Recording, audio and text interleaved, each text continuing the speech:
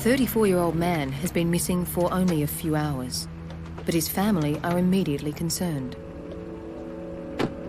Their fears escalated when his car is found abandoned, suburbs away from his home. We found about half a kilo of cannabis. 9 spent .22 calibre cartridges were located. I did hear the F word being said quite a few times.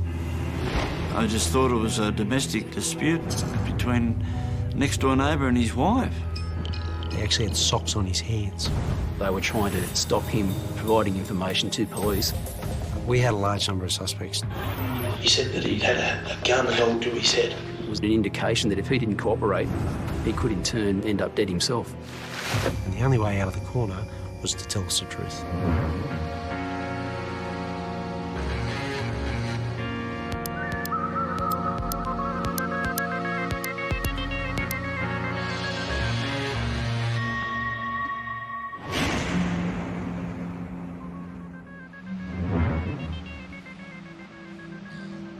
When a devoted father of 2 children went missing, police would rely, as they so often do, on the public to help solve the mystery.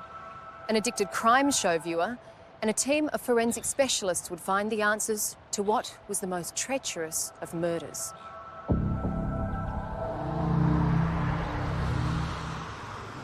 Danny Wasley's wife came forward and reported him missing on the Tuesday. He came from a close-knit family from a local area, and his family were very, very concerned about where he may be.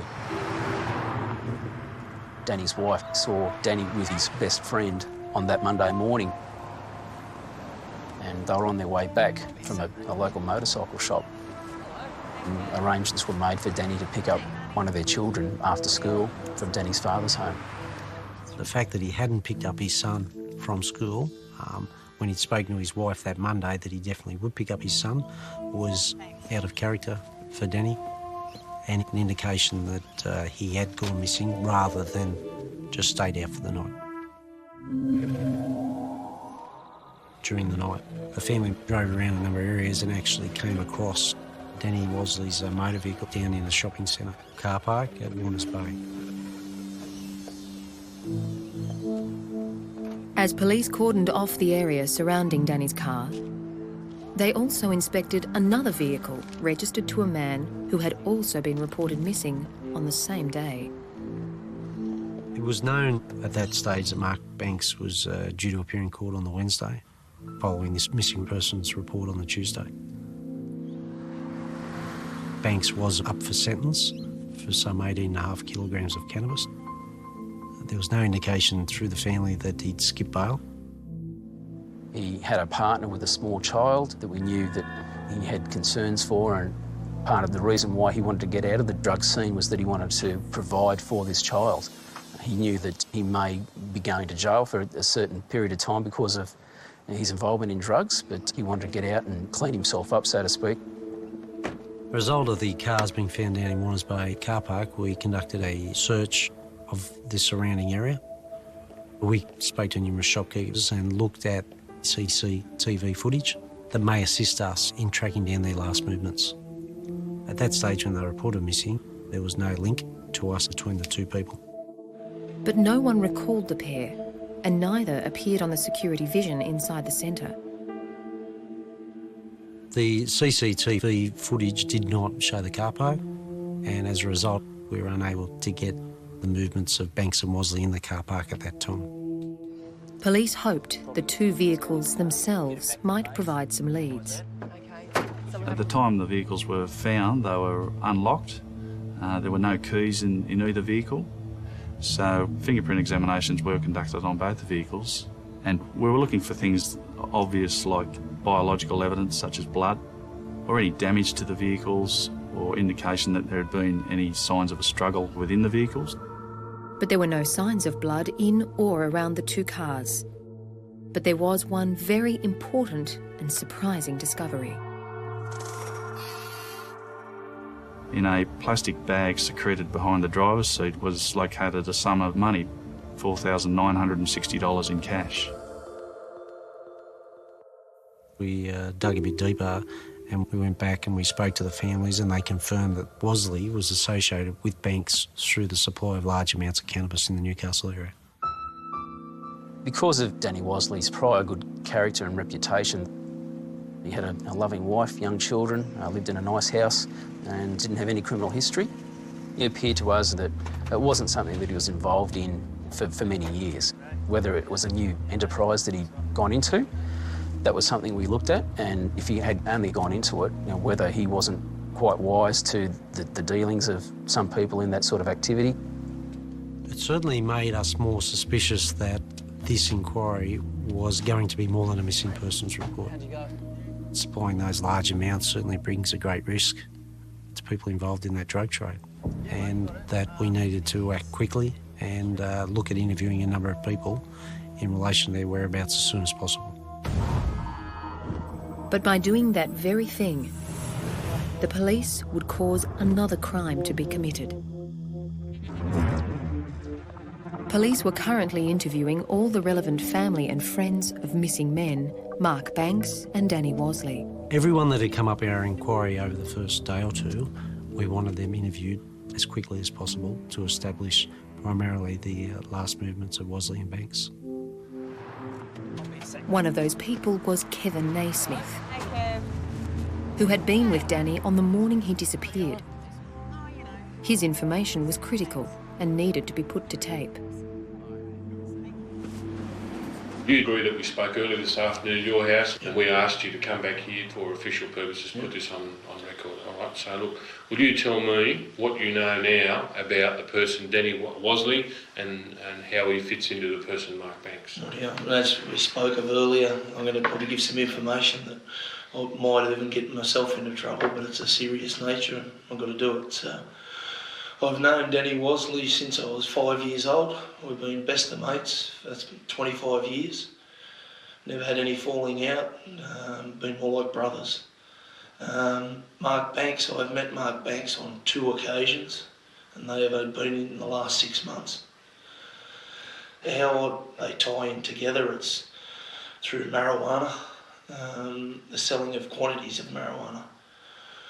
I started selling some marijuana before Christmas, so it was Christmas, just December '98. Danny recommended I could make some good money, so we did it. Any quantities I've bought have always been through Danny Wasley, who has taken my money and met with Mark Banks. Never been any problems, never been any hiccups.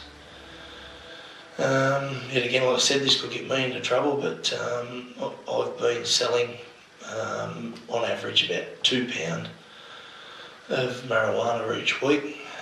Because of the amounts and the quantities of drugs that they were supplying, they weren't your normal street-level dealers. You'd probably refer to them as a mid-level dealer, and then they, in turn, sell to other people who supply street dealers. Now, to present day, Monday, Danny come around my place at 10 a.m. Talk briefly, just about everyday things. Kevin told us that they had been together, but Danny left him around midday that day to meet Mark Banks to do a drug transaction. So I gave Danny $10,800 in cash, which was for £3 for myself. And Danny told me that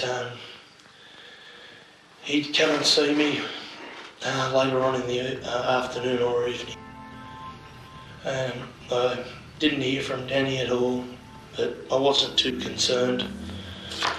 Danny's a bit like me, pretty unreliable. I didn't become concerned until Danny's wife rang me at I think about 11 p.m. Monday night, 16th of August, and she had heard or no sign of Danny. Did Danny indicate where the meeting location was going to be? No, not at all. Not at all.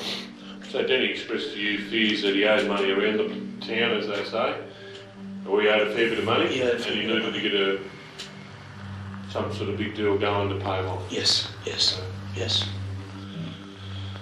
What do you think's happened to Danny? I don't know. I'm hoping they've just done something stupid and just taken off for a few days and they'll be back any day now. But to the same extent, it's a dangerous business, and no, don't even want to think about it.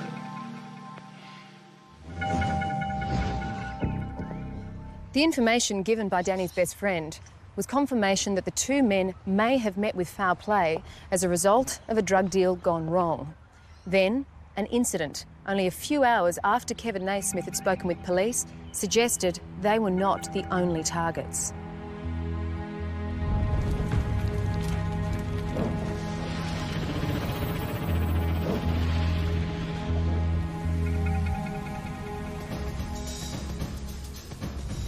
Two days after the two men went missing, a large garage fire occurred at a residence in Charlestown. The garage was owned by Kevin Naismith. When police first turned up to the garage fire, Kevin Naismith handed them a note which actually had the words, "Be warned, you're next," written on the note. I was told there was a fire in the garage, and my job there is to ascertain the cause and origin of the fire. During my examination, Kevin Naismith arrived at the premises and I had a conversation with him. He was visibly upset to a stage of even crying, and he was very worried about his family and his friends. He told me that he woke to some crackling noises and he looked out to see fire within the garage. The garage had a main area at the front, which took the whole width of the double garage, and at the back there was a toy room, and on the other side was a storeroom. In the doorway between the main area of the garage and the toy room, I located a blanket on the ground after removing gyprock that had been on top of it. This blanket had an odour of petrol, and it was laid out lengthways, which looked like a wick to lead the fire from one area to the other. There was a number of different areas on the concrete that had suffered spalling. Spalling is the cracking or crumbling of concrete due to the rapid heating of the moisture within that concrete, and suggested that liquid acetylene had been either splashed or poured around the floor of the garage. 3 5-litre petrol containers nearby added to the picture. The fire at Kevin Naismith's place was deliberate.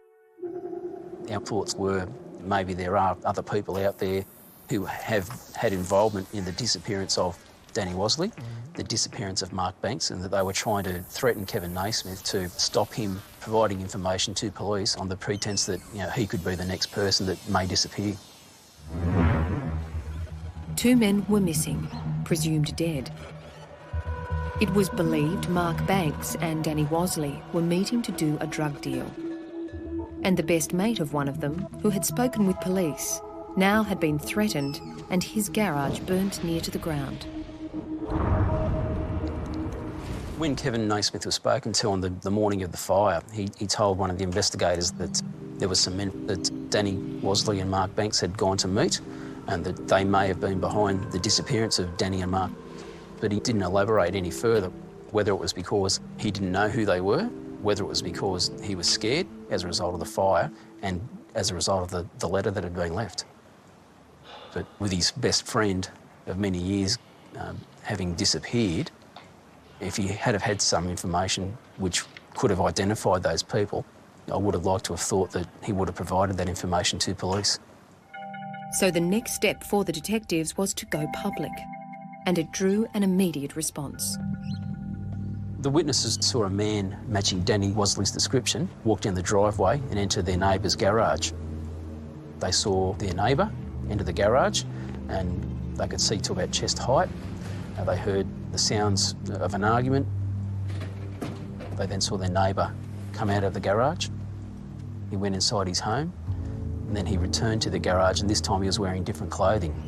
And what was also significant was at this stage he was in company with another person that they had seen at his home on prior occasions. So we conducted numerous inquiries with other residents. At that time I was a cab driver and I used to come home for lunch. and I was just sitting there having my lunch and waiting for a job.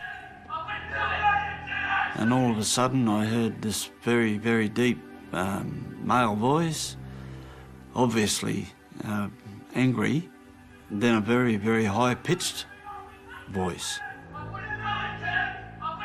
My wife eventually came to the window and sort of looked at me inquiringly, and I just shrugged my shoulders, you know, and about that stage, I'd say that started again. I didn't really know what the argument was about, or I couldn't really hear what the argument was about, but I did hear the F word being said quite a few times. And then I could hear banging, like somebody's been thrown against the roller door, and I think I heard it 3 times, the banging. I just thought it was a domestic dispute between next door neighbour and his wife. However, the neighbours who had originally responded to the public appeal were sure that what they'd heard was more than a domestic dispute. The witnesses are only a matter of metres away from the garage in their house when this was occurring. They heard further noises which they describe as crying or a male pleading for his life, and words to the effect of, "I didn't do it, please Kev, don't do it." About 30 minutes later, the witnesses saw a person get out of a blue Hyundai Elantra sports wagon and go inside their neighbour's house. Now, those witnesses were able to identify the driver of that vehicle as being Mark Banks. And they never saw Danny or Mark leave their neighbour's home again. Well, the neighbour was Kevin Naismith, and he was Danny Wasley's best friend. It appeared Kevin Naismith had killed his mate of 25 years as well as Mark Banks, and it seemed as if he had help. Not only have we had Kevin Naismith at the house, but we've got this unknown second male person at the house as well. The neighbours had seen this man drive off in both Danny and Mark's cars in the later part of the afternoon. The male had gone for about 15 minutes at each time. And what was unusual to the witnesses was that on each occasion he wore totally separate clothes. On one occasion, they actually had socks on his hands. And it was as if this person had never driven a manual before. It actually hopped up the road. So for us straight away, we knew that this unknown person had never been in those cars. Later in the evening of the Monday, the witnesses told police that they saw Kevin Naismith going into the garage carrying what appeared to be a blue tarpaulin. He stayed in there for some time. And the man they had seen earlier that afternoon wearing the baseball cap, he was back at Naismith's house. The witnesses had seen that person at Kevin's on other occasions, driving a gold-coloured Commodore. And from our inquiries, we were able to identify the other male as being Alan Faulkner.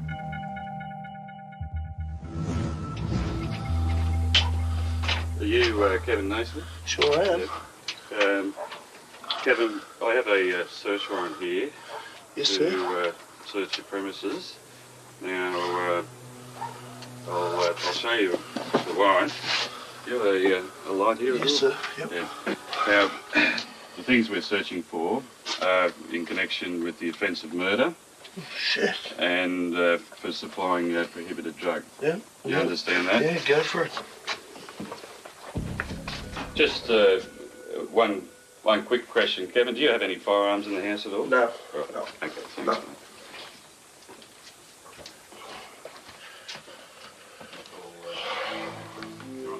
At the exact same time as Kevin Naismith's place was raided, a similar visit was taking place with Alan Faulkner. Detective Dengate coming too, please. I was given the prime responsibility of investigating Alan Faulkner. I've just found this bag underneath this bed containing a number of Glad plastic bags, green vegetable matter in. We found about half a kilo of cannabis. Without touching any further, appears to be 10. You're under arrest in relation to the possession of cannabis. Do you understand that? Yep. How did you get this cannabis? I brought it months ago, about 2 months ago. Who off? I can't tell see that. Can't or won't? Won't. We also found a number of .22 rounds of ammunition, as well as clothing that Faulkner is alleged to be wearing at the time that he was at Naismith's house. I'm informing you now that you are now under arrest for their murders. You're not obliged to say anything further unless you wish. Anything you do say... Why is that, sir? Well, just a moment, if you don't mind.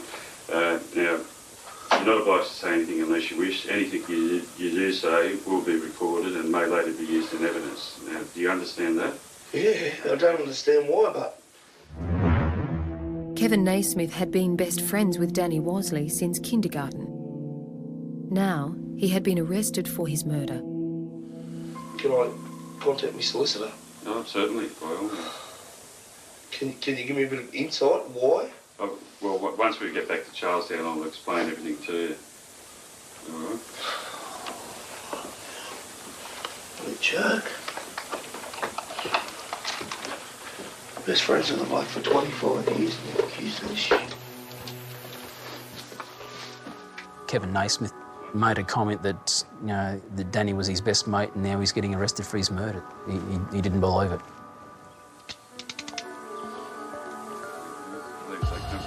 Alan Faulkner had also been arrested at the exact same time. The two men taken to separate police stations for questioning. The strategy involving interviewing each person separately was that they weren't aware of the information we had at that stage, which had been provided by the witnesses. And they hadn't had the opportunity to talk or come up with a story which may rebut some of the information that the police had. So I'll take it back to Monday of last week, the 16th of August. Did you see Alan Faulkner on that day? Yeah, after... Jeez. No, I didn't see her on Monday. Tuesday I seen her. Right. Tuesday. I did go up to Kevin's that day. I think it was roughly around... I would have been around 3 to 3:30, so I went up to his place. I was only up there for about 10-15 minutes and I left. So you never saw Alan Faulkner at any time? Not on Monday. Last Monday then? No. Okay. You certain of that? I'm pretty certain. I'm head spinning around in circles. Yeah. Move on if I can recall. I'll come back to it. Right. Firstly, we asked Kevin to recount his version of events and when was the last time he saw Danny and what he had subsequently done from that date. I think we just had a glass of Coke and he said, "You'll have to give me your money. I've got to change of plans. I've got to go get it." Right. I didn't say much at all. I give him $10,800 and somewhere around 2 o'clock he left. Right, somewhere around 2. Once he'd done that, then we were able to put to him certain aspects of evidence that we'd been provided from those witnesses.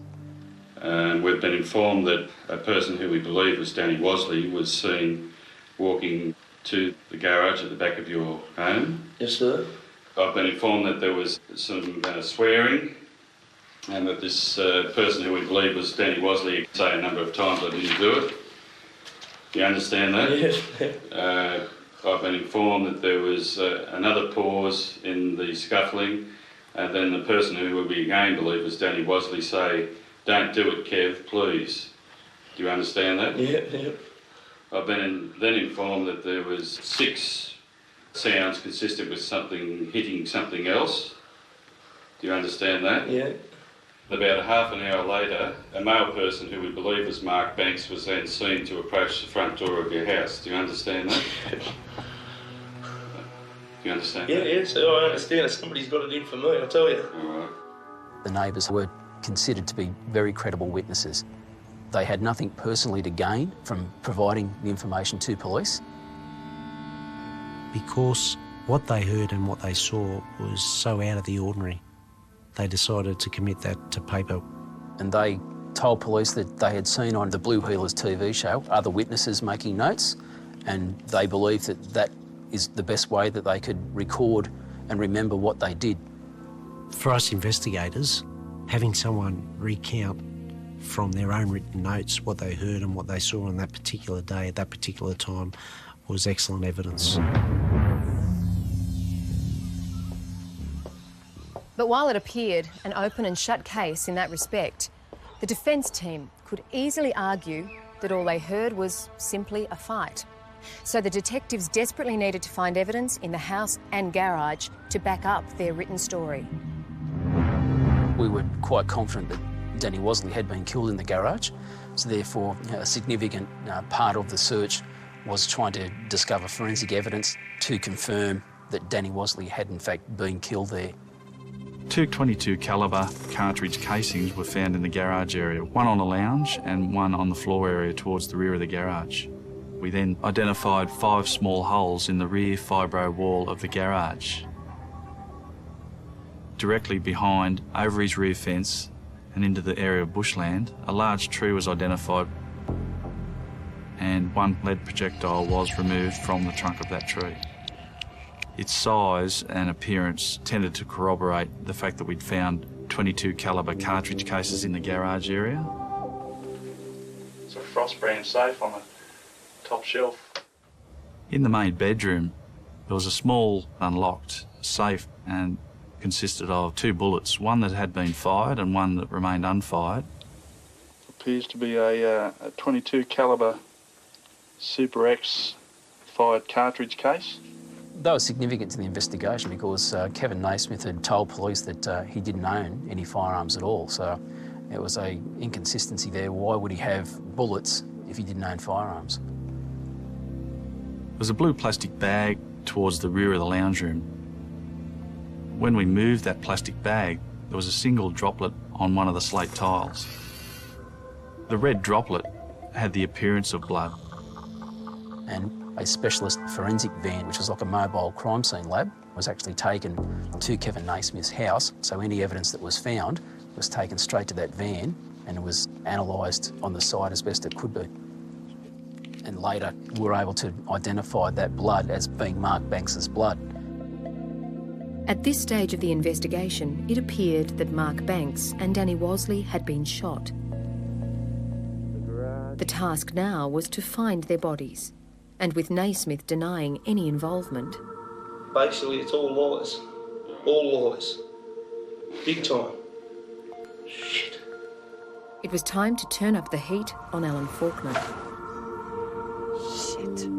The person fitting your description is seen to stall that car a number of times as it's going up Whitburn Close.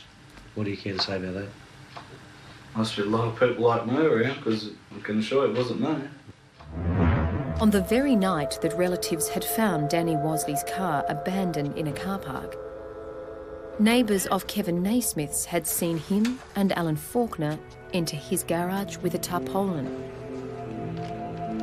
Now, a person fitting your description was seen that night about 9 p.m.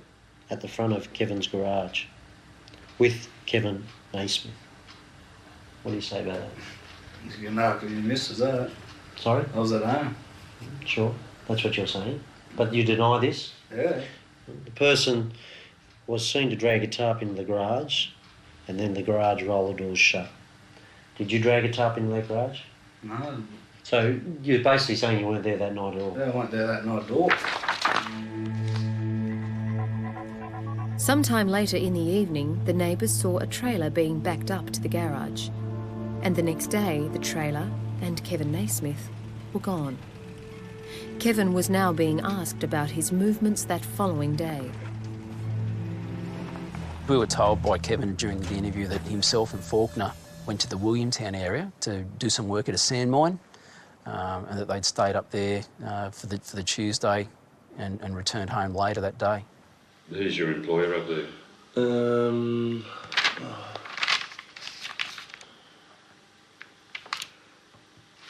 Bruce, I can't remember his last name. That was just a cash in hand work, and I declined to answer any questions in that relation for fear of getting him into trouble via tax and things like that. I thought it was bizarre in the fact that he's a man being accused and questioned in relation to 2 murders, and in his own defence he wouldn't nominate the name of a person that he was working for. And when he was asked about where he got his trailer that he allegedly used at the sand mine, the answer was the same. And which trailer did you use? A friend's trailer. What's your friend's name who you got the trailer from? I'd like to decline that question. I don't want to bring any friends involved in all of this. During the course of the interview, we were advised that a lawyer had turned up at the police station and wanted to speak to Kevin, so the interview was suspended and Kevin was allowed to get legal advice. Do you wish to make a handwritten statement about this matter? About that evidence or anything like that? Yes. No. All right. And once he'd received that advice, he didn't want to take part in any further interviews. Very well. Alan, on the other hand, was still talking. He was prepared to show police where he and Naismith had worked together that day. Now, you understand you don't have to, but you're prepared to do that. I can't say exactly for sure where the exact spot was, but I can give you a rough idea. So he was taken by myself up to those areas where we met another team of detectives who had spoke to every sand mining company during the afternoon. And these other detectives put it to him, being Faulkner, that there's no way that he could have worked there because of their inquiry with all those companies. So straight away we could prove that what he told us were lies, which meant he was getting backed into a corner all day. And the only way out of the corner was to tell us the truth. We got to his place, he said to me, can you do me a favour? Can you drive these cars somewhere? I said yes. Did you ask him why? I just said to him, well, what's up? He said, oh, something's happened, I just need these cars removed for a while. Something about blokes ripping him off or something and to get back at him or something like that. What did you say? I said, oh, righto then. So you didn't ask him where the bikes are now? Or what No, happened I to the didn't bikes? ask no questions. Just go do what he asked me to do and be done with it. Now tell me exactly what happened in relation to the tarp. Well, when I got back there, had the trailer there and said, oh, I need a hand lifting a couple of things. I said, yeah, righto. And he opened the shed door and I saw 2 tarps there, long, they were heavy. So we lifted them up, put them in the trailer. There was a little bit of blood on the floor. I naturally assumed it must have been either something human or something else that was bleeding or dead or whatever. And yeah, that's all I basically know about it. You say you naturally assumed something was human. From the size of the tarps, yeah. Did you believe that there was a person inside? Yeah, I had a good thought going through my head that that's what it was inside. Do you have any knowledge as to where those 2 bodies may be? No, I don't, unfortunately. If you did know, or at a later time find out, will you tell police? Yes, I will. At the end of the interviews that night, Alan Faulkner was formally charged with accessory to both the murders of Banks and Wasley, as well as a number of drug-related matters. He was bail refused and due to appear before Newcastle local court the following morning.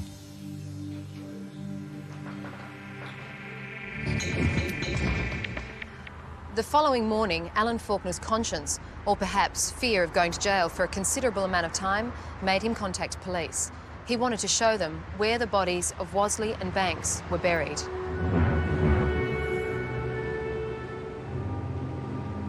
Stockton Beach is some 20-odd kilometres of sand and rolling sand dunes. In some cases, probably up to 50 metres high, and in some areas quite isolated. We arrived at this particular area, and Alan Faulkner indicated an area of sand near the base of a large sand dune. On the surface of it, the area didn't look anything extraordinary. There was a Tui's new bottle top, there was a cigarette butt, and there were bits of what appeared to be burnt timber. So it just appeared as though it may have been a campsite. But it was much more than a campsite. According to what Faulkner was now telling Detective Dengate, this was a burial ground. You said he picked me up, we drove up to Stockton Beach. We pulled up over on the beach behind the dune. We dug a hole to fit 2 people in it. After we dug the hole, we put the 2 tarps in it. Where that so far? They bury both the bodies on Tuesday morning and then cover it back with sand. up at the beach on my trike. Later on that evening, he returned. When he returned, he had firewood and some petrol. Do you agree you said that at that stage? Yes. Tuesday night, Naismith comes back and they burn the bodies during Tuesday night. The two then go home, and Kevin Naismith is interviewed by police about his missing mate. Wednesday night they go back up there and they find that one of the bodies isn't quite burnt. What happened was the bottoms weren't burnt, so he lifted them up and I put wood under them. So then they actually had to prop the bodies up in the gravesite and reburn them during that night. Alan Faulkner also told police that he was left at the beach while Naismith returned to his home and deliberately set fire to his own garage.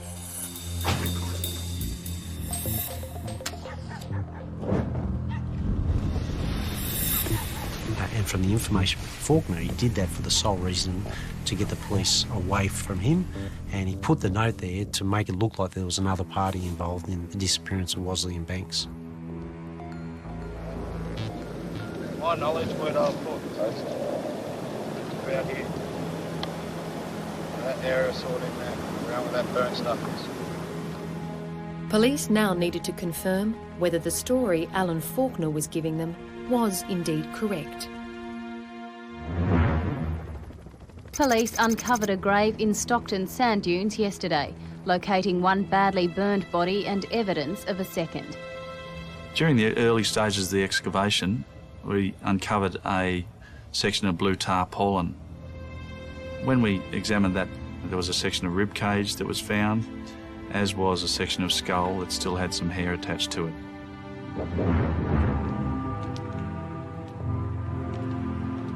We x-rayed the body inside the tarpaulin, which was subsequently identified as Mr. Banks, and we found one virtually intact bullet in the brain and the fragmented remains of a second bullet in the head.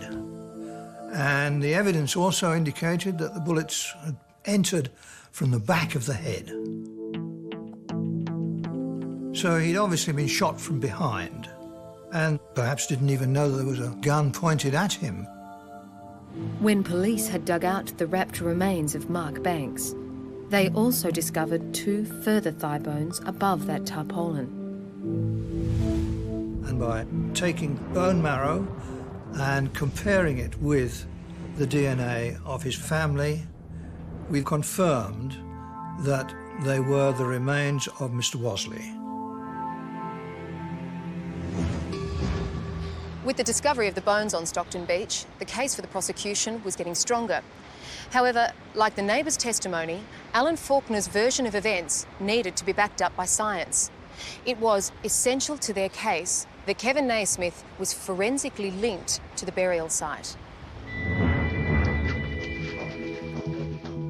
At Kevin Naismith's home, we found a side gate had been tied up with a section of orange rope.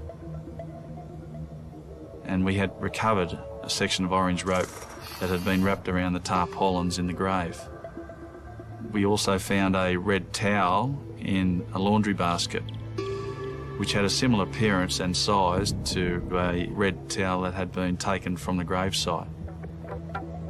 Clearly, the cigarette butt that I found may have held some forensic value, so it was one of the first things which was packaged and sent away for examination.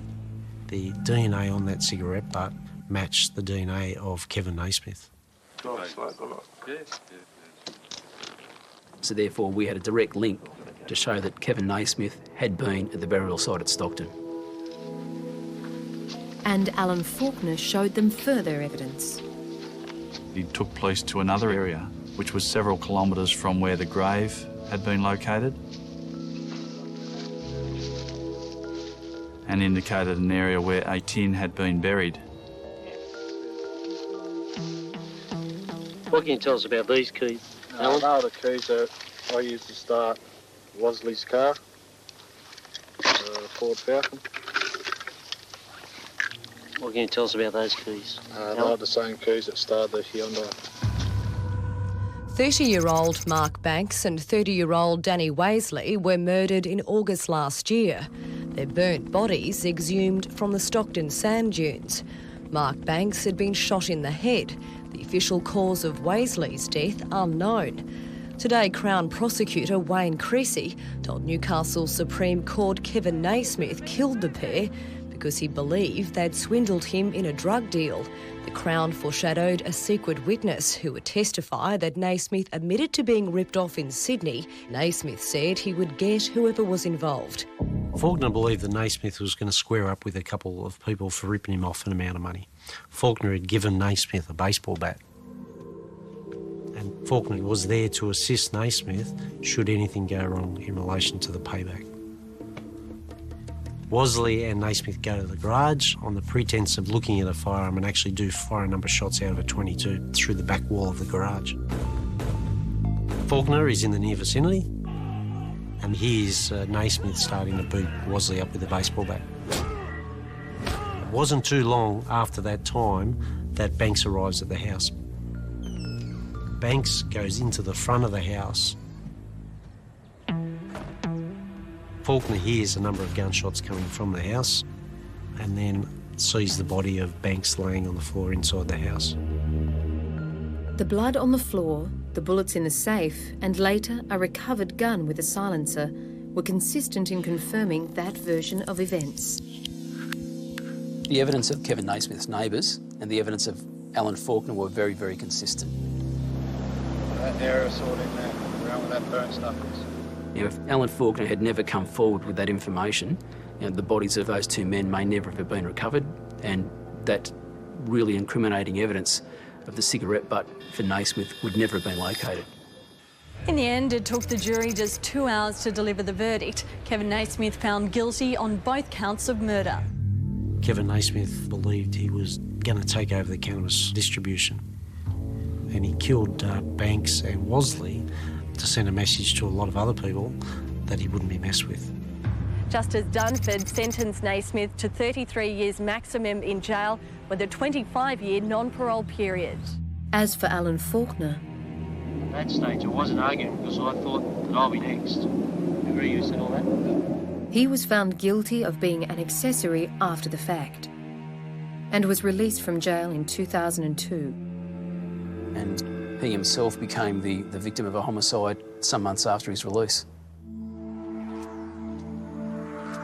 The families of Naismith's victims are still trying to put their lives back together. I still find it hard to believe that he'd do anything like that, but he has done it. Vic Wasley's son Danny had trusted his mate for 25 years. That friendship betrayed over Naismith's greed and need for control. I've got a daughter-in-law and 2 grandkids. No husband, no father. I've lost a son. He's going to be free in 25 years. I'm hoping they've just done something stupid and just taken off for a few days and they'll be back any day now. But to the same extent, it's a dangerous business, and I don't even want to think about it. Kevin Naismith will be eligible for parole in 2024.